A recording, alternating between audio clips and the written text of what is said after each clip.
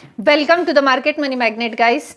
आज यहाँ इस वीडियो में हम बात करने वाले हैं टाटा कंसल्टेंसी सर्विसेज के बारे में कि टाटा कंसल्टेंसी सर्विसेज जो है हमें कॉन्स्टेंटली निगेटिव में देखने को मिल रहा है।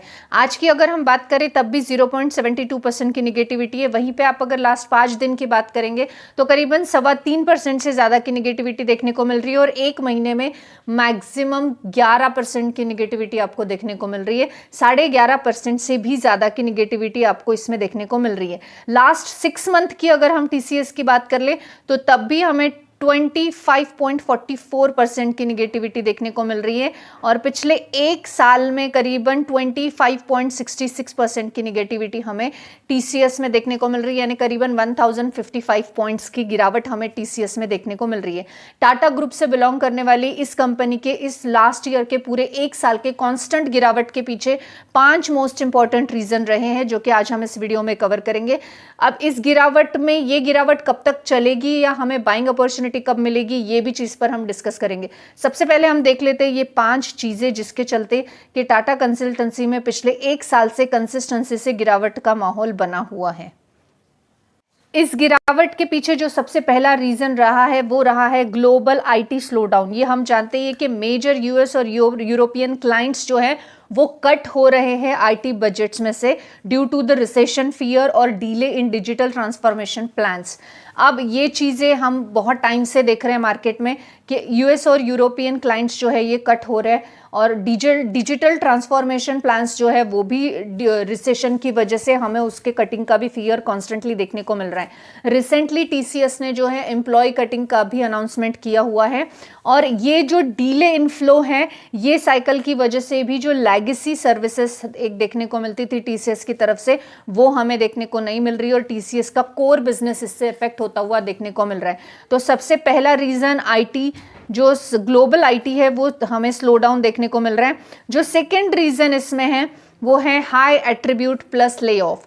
अब टीसीएस जो है मार्केट में multiple lay off round in 2025 हमें देखने को मिला। High growth areas like AI और क्लाउड टर्म्स जैसे सेक्टर्स में हमें इसका ले ऑफ देखने को मिला। वहीं पे जो रिस्ट्रिक्टेड मूव्स है वहाँ पे भी हमें फियर देखने को मिला, इंटरनल इंस्टेबिलिटी देखने को मिली और टैलेंट ड्रेन होता हुआ देखने को मिल रहा है आईटी सेक्टर में ही। अब ये जो ले ऑफ्स है इसका इम्पैक्ट हमें रियल स्टेट के डिमांड पे देखने को मिला, स्पेशली बेंगलुरु और पूना में, और इनडायरेक्टली ये जो है ये टीसीएस की लीडरशिप के कॉन्फिडेंस को हर्ट करता है। अब ये चीज़ें का इम्पैक्ट हमें टीसीएस पे डायरेक्ट देखने को मिल रहा है और पिछले एक साल से कंसिस्टेंसी से गिरावट देखने को मिल रही। जो थर्ड रीजन रहा है वो म्यूटेड अर्निंग ग्रोथ देखने को मिल रहा है। अब सॉलिड फंडामेंटल कंपनी के हैं, इसमें कोई डाउट नहीं है।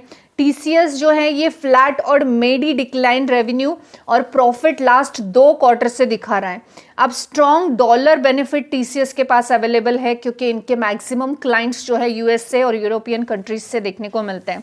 अब इसके बावजूद जो स्लो डाउन है कंपनी में ये इफेक्ट कर रहा है मार्जिनल गाइडेंस पे जो कि 2026 में हमें देखने को मिली, और जो लॉन्ग टर्म इन्वेस्टर्स है उनको रीरेट स्टॉक डाउन ट्रेंड देखने को मिलता है।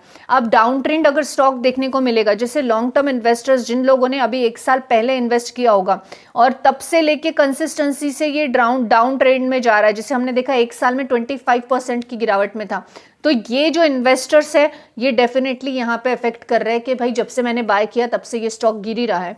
तो ये फियर के माहौल में कोई लोग जो है लॉस बुक करके भी एग्जिट कर लेते हैं और इस वजह से भी ये स्टॉक हमें निगेटिविटी में देखने को मिला है।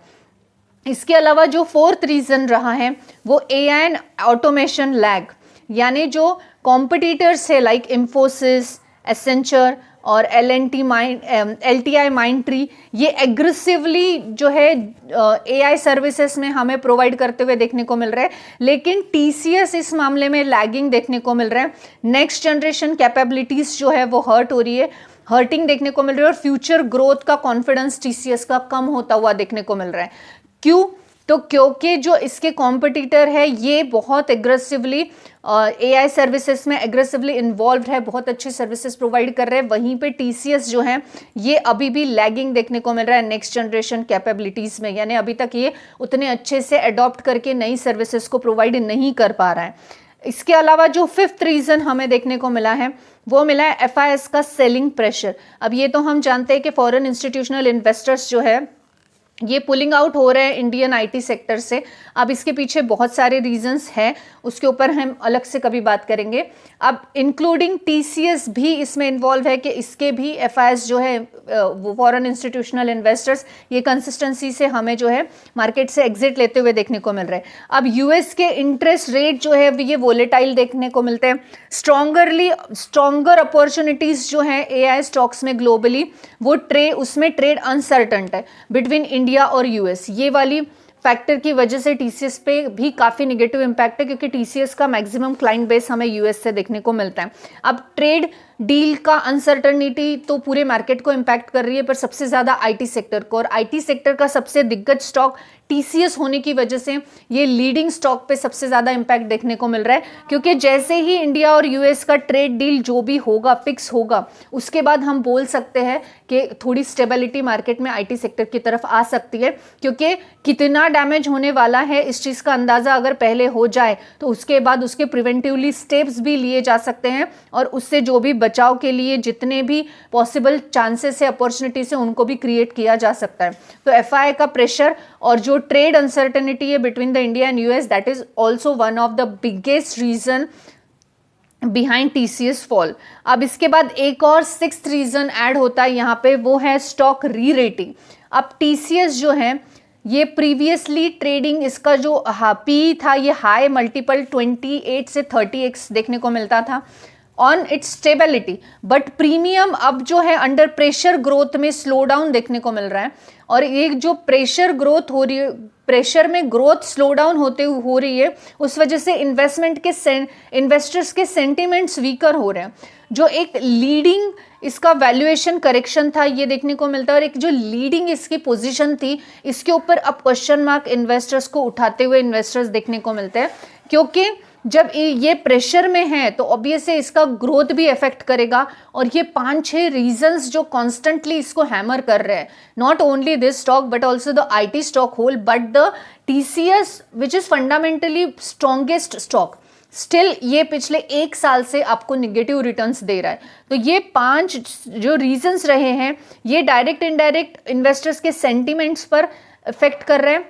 इनकी ग्रोथ स्लो डाउन हो गई है, सेंटिमेंट्स वीक हो गए हैं, और अभी इसमें इन्वेस्ट करने के लिए कोई भी आगे नहीं आना चाहता, क्योंकि उसके पीछे का रीज़न ही ये देखने को मिल रहा है कि इनका जो वैल्यूएशन करेक्शन होता जा रहा है 1 सालों में वो थोड़ा डिग्रेड हमें होता हुआ देखने को मिल रहा है। अगर हम ओवरऑल फंडामेंटल्स की एक शॉर्ट में बात कर ले TCS के, तो रेवेन्यू ग्रोथ की अगर हम बात करें तो लास्ट 5 सालों में करीबन 5 से 10% तक की एक स्टेडी ग्रोथ इनकी देखने को मिली है। 5 से 10% बहुत ज़्यादा नहीं है, लेकिन बहुत कम भी नहीं है। That is good. Revenue growth 5-10% अच्छी है, बहुत अच्छी है बोलेंगे तो भी चलेगा। डिविडेंड यील्ड इनका 1.5 से लेके 2% है, बट डिविडेंड कंसिस्टेंसी से पे कर रही है, मतलब कंसिस्टेंसी से प्रॉफिट भी देखने को मिल रहा है। और जो प्रमोटर का होल्डिंग है ये 72% है, यानी बहुत स्टेबल है। नो डाउट कंपनी का इंटरनल अपने आप पे पूरा विश्वास है कि ये आने वाले समय में पूरी तरह से रिकवर करेंगे। और नेट प्रॉफिट मार्जिन 90 से 21% देखने को मिल रहा है। सो यहाँ पे हम ये बोल सकते हैं कि फंडामेंटल्स तो अच्छे हैं, कोलैप्स बिल्कुल भी नहीं है, बट वैल्यूएशन और ग्रोथ आउटलुक के हिसाब से जो है ये स्टॉक कॉन्स्टेंटली हमें निगेटिविटी में देखने को मिल रहा है। जो हमने 6 रीजंस देखे उसमें से मैक्सिमम रीजन जो थे ये रीजन एक्सटर्नल देखने को मिल रहे हैं, पूरे ही एक्सटर्नल है, कुछ इंडिया से बाहर है, कुछ इंडिया के हैं, लेकिन पूरे एक्सटर्नल रीजंस की वजह से ये स्टॉक हमें कॉन्स्टेंटली निगेटिविटी में देखने को मिल रहा है 1 साल से। बट फंडामेंटल्स कैसे हैं? तो फंडामेंटल्स अच्छे हैं, no doubt fundamentally collapse stock ये नहीं है, बट कॉन्स्टेंटली गिरावट में होने की वजह से इसमें जो ऑलरेडी इन्वेस्ट करने वाले लोग हैं वो भी थोड़ा कंसर्न में हैं, और जो नए इन्वेस्टर्स हैं उनको भी कंसर्न डेफिनेटली देखने को मिल रहा है। अब इस स्टॉक में जो ऑलरेडी बने हुए लोग हैं उनको ये चीज़ कंसिडर करना चाहिए कि फंडामेंटली स्टॉक अच्छा है, फंडामेंटल्स कोलैप्स नहीं है। दूसरा तो जो स्टॉक है ये आईटी सेक्टर का लीडिंग स्टॉक है। कुछ चीज़ें जैसे ही मार्केट में सर्टेन और स्टेबल हो जाएगी, जैसे यूएस इंडिया का ट्रेड, उसके बाद हमें ये स्टॉक्स में थोड़ी बहुत रिकवरी देखने को मिल सकती है। अब जो रिसेशन की बात है, रिसेशन 2008 में भी रिसेशन की वजह से आईटी सेक्टर ने मार खाया था और उस टाइम पे भी आईटी सेक्टर में जो है प्रॉब्लम बनी थी। अब यहाँ पे अगर रिसेशन जैसा टर्म फिर से आता है तो डेफिनेटली आईटी सेक्टर में करेक्शन देखने को मिल सकता है और उस वक्त ये स्टॉक में भी करेक्शन देखने को मिल सकता है। फिलहाल अगर इसको कोई बाय करना चाहे तो 25% के करेक्शन में ये स्टॉक ऑलरेडी चल रहा है। If someone interested in TCS which is fundamentally strong stock but still suffer from the last 1 year, then they can take this opportunity and add on this stock in your portfolio. But जैसे ही market में negativity आती है, IT sector में आती है, ये stock में भी करेक्शन आएगा। बट ये स्टॉक में आपको लमसम करेक्शंस देखने को नहीं मिलेंगे क्योंकि ये ब्लू चिप स्टॉक है, काफ़ी स्टेबल होते हैं और इसमें और करेक्शन आने के बाद definitely it's one of the best buying opportunity बनने वाला है। टीसीएस जैसे कंपनियां कभी कभी ही करेक्शंस में आती है, जब भी आती है बाइंग अपॉर्चुनिटी बनती है, बहुत स्टेबल और आईटी सेक्टर की एक फंडामेंटली स्ट्रॉन्ग स्टॉक होने के साथ पूरे सेक्टर का लीडिंग स्टॉक भी इसको माना जाता है।